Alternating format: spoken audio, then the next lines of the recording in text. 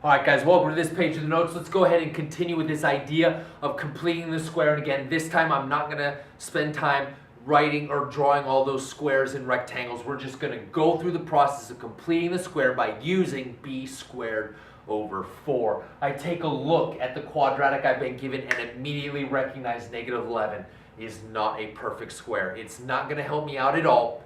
Move it to the other side. I'll have to add it to the other side, and so what we wind up with is x squared plus 10x is equal to 11. Now, in order to complete the square, I'm going to need to add b squared over 4, x squared plus 10x. I'm going to add plus b squared over 4. But algebra says whatever you do to one side, you must do to both sides. Guys, I think you can probably do these in your head. My b is a 10. 10 squared is 100. 100 divided by 4. You got it. 25. Again, whatever I do to one side, I have to do to both sides. Well, this is now a perfect square trinomial, right? I got a trinomial. 25 is a perfect square. Do your binomials. 11 and 25 should be 36. I have x, and I have x. It's going to be 5 and 5.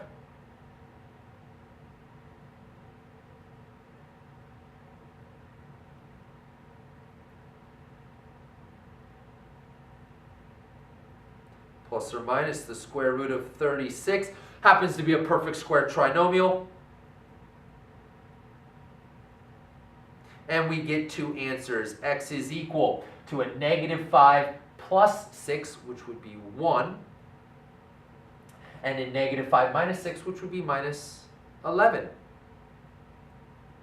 And you guys just completed the square. You went from something that was not a perfect square trinomial. You could not use, right? The way it's written, you cannot use the square root property to solve this quadratic.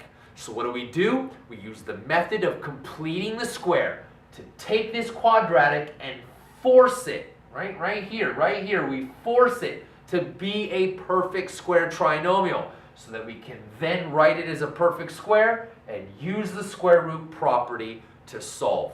Let's do another one.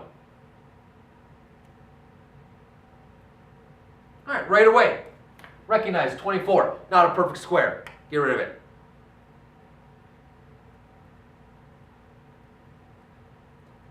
And in its place, I'm going to put b squared over 4, right? I'm going to add that little chunk, right? That teeny little chunk that gives me a perfect square. Turns out that little chunk is equal to a b squared over 4. And algebra says whatever you do to one side, you got to do to both sides. Once again, I think you guys can do this in your head. A negative 10 squared would be 100. 100 divided by 4. You get 25 again.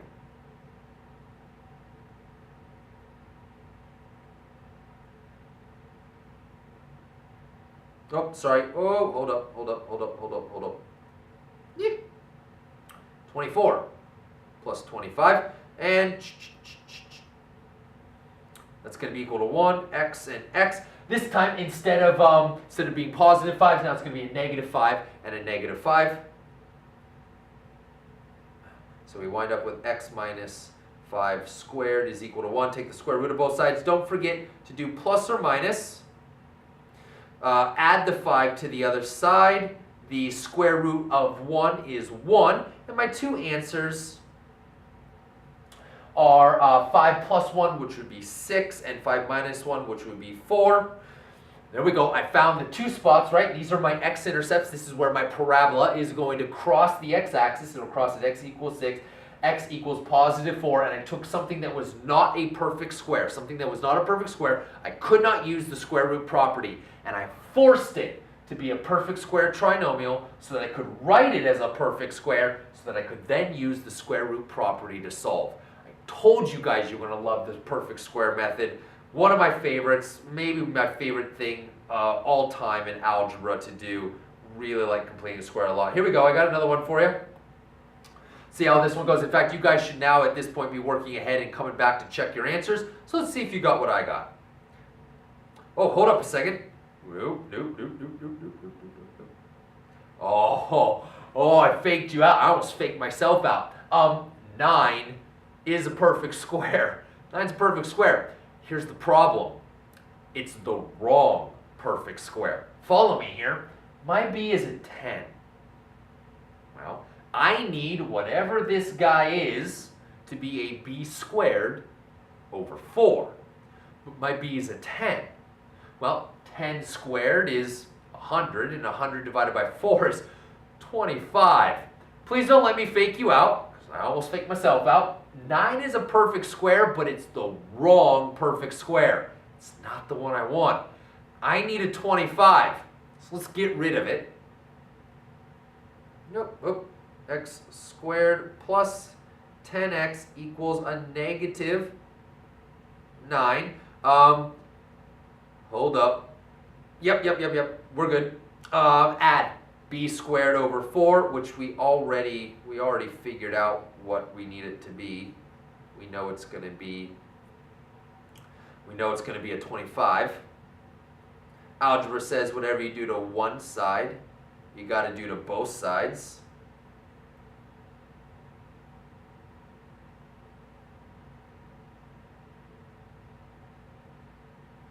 And binomials. Let's see, that comes out to be 16. Yes.